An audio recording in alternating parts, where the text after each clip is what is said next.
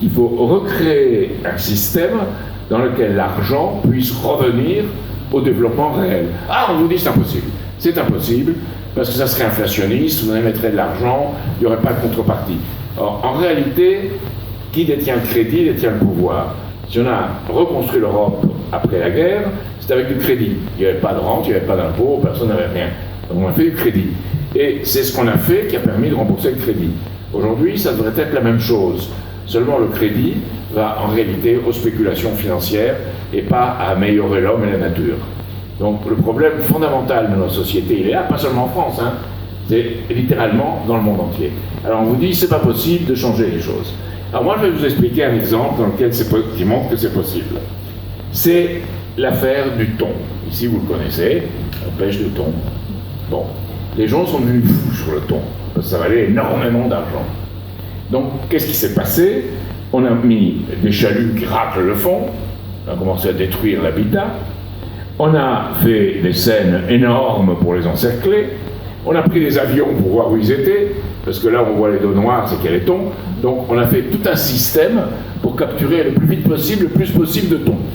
7, par exemple, sont arrivés les pieds noirs, là, qui venaient d'Algérie, avec encore plus de moyens, bam, la bagarre. Puis après sont arrivés les Catalans, bam, la bagarre. Et si on avait continué, et si on avait appliqué le raisonnement qu'on applique à l'Europe ou au monde d'ailleurs, dans la question financière que je vous ai expliquée, jamais on aurait pu arrêter la chose. On aurait dit si on arrête ça, ça sera le chaos, on ne produira plus, c'est plus possible.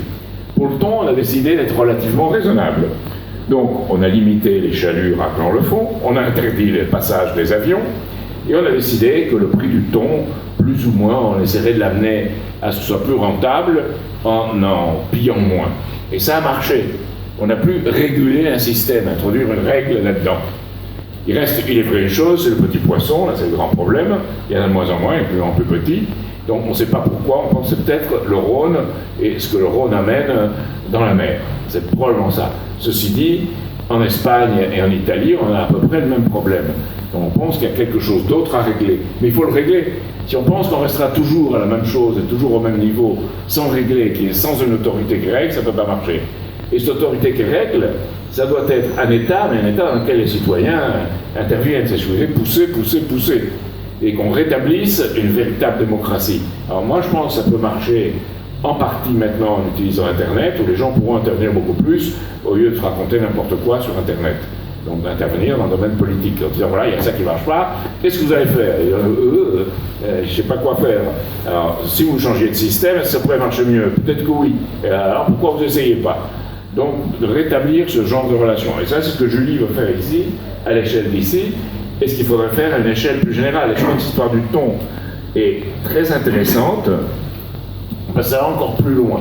Dans leur grand filet, dans leur grande scène, je ne sais pas si vous le savez, ils capturaient des dauphins et des requins. Aujourd'hui, pour les requins, ils n'ont pas encore trouvé de solution. Les requins ne sont pas très intelligents, donc ils restent en bas avec les thons. Les dauphins sont beaucoup plus malins, ils remontent à la surface. Alors, on s'est arrangé pour que le bateau tire la grande scène. Au bas, ça rentre dans l'eau et ça laisse un espace à peu près comme ça dans lequel les dauphins fichent le camp. Et ça marche.